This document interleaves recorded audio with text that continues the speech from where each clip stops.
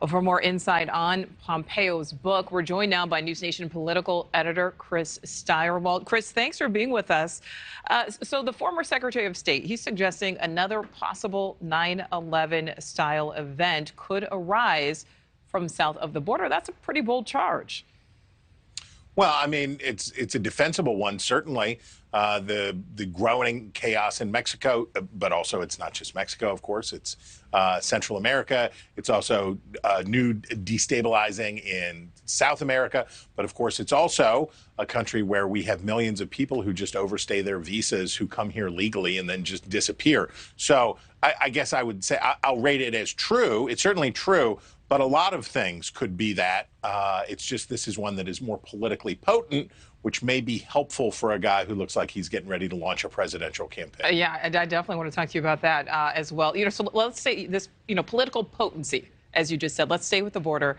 President Biden, visited Mexico. He also visited the border recently. But, there are loud calls for him to do more from both Republicans and Democrats.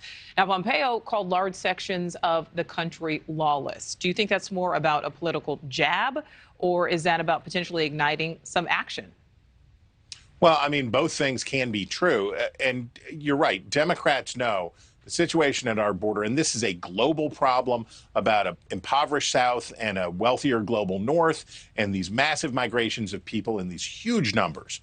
And this is something that the Biden administration has not been able to get its arms around. And Democrats don't really want to talk about because border security typically is a Republican issue. So this is a good place for Republicans to exert their political advantage on Democrats because it's not one that the Democratic base is comfortable talking about. They associate it with Donald Trump and build the wall and all of that. So this is a weak spot for Democrats and sort of a freebie for Pompeo to talk about a subject that unites Republicans. Well, what more of what he's talking about, Chris, Pompeo had revelations about his time in the Trump administration. For example, he said former President Trump suggested he act as both a Secretary of State and Defense Secretary at the same time. Does that or any of the other revelations, maybe stand out or surprise you at all? Well, Mike Pompeo saying that he couldn't get over how much the president loved him and how great he was at his job, maybe I'll say is perhaps a little self-serving. What struck me was how hard he came for his fellow likely Republican presidential candidates, the opponents that he's going to be facing, Nikki Haley and John Bolton particularly. It was really, really hot, basically saying that John Bolton was guilty of treason, selling out Nikki Haley. It was really nasty, and I think that is a foreshadowing of what we're going to see in this Republican race. All right, well, that leads me to my next question for you, Chris. I mean, how likely is Pompeo to go ahead and throw his hat into the ring, into the race for president?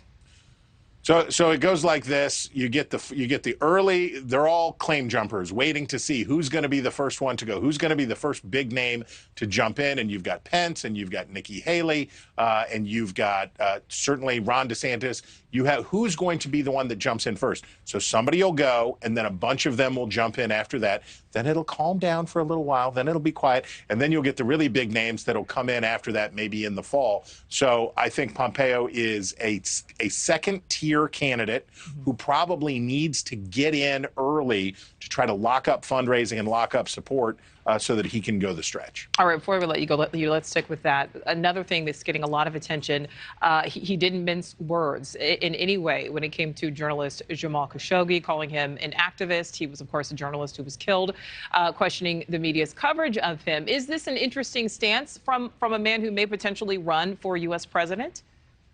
Well, it's certainly what the Saudis wanted to hear, and Pompeo definitely had a foreign policy. He was part of executing a foreign policy that was strongly pro-Saudi.